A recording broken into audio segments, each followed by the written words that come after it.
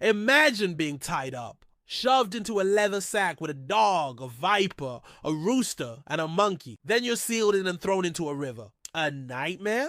For some in ancient Rome, this was justice. History's attempts at order sometimes led to bizarre, horrifying punishments. Today we dive into the Roman poena cullei, the punishment of the sack. And trust me, the Romans weren't alone in their dark creativity. Poena cullei, the punishment of the sack, was reserved for parricide, murdering a close relative. It was meant to be a uniquely awful spectacle. The condemned was whipped and then sewn into a leather sack with a dog, snake, rooster, and monkey. The animal symbolic meanings are debated, but the outcome was pure terror. Inside?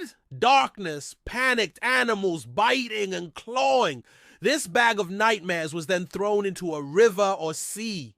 Death was by suffocation, drowning, an animal attack, and his torment aimed to erase the offender from existence, leaving no body for burial, a stark warning against harming family. The Romans weren't alone in devising extreme punishments. History shows a grim human imagination for inflicting pain. Other cultures had equally horrifying methods. The Viking blood eagle, though debated, supposedly involved carving a victim's back and pulling out their lungs to form wings, a terrifying deterrent. In 17th century England, the less deadly drunkard's cloak forced public drunks into a heavy barrel for public shaming. Caribbean pirates faced execution by drying, locked in iron cages, left to die slowly from exposure, their skeletons serving as warnings.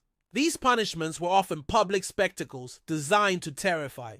Wild, right? If you're fascinated by history's darker side, hit like, subscribe, and ring that bell so you don't miss our next dive into the strange and terrifying past. From poena cullei's horror to the drunkard's cloaked shame, these old punishments reveal the brutal realities and fears of past societies. They remind us how far our concept of justice has evolved from practices once terrifyingly real.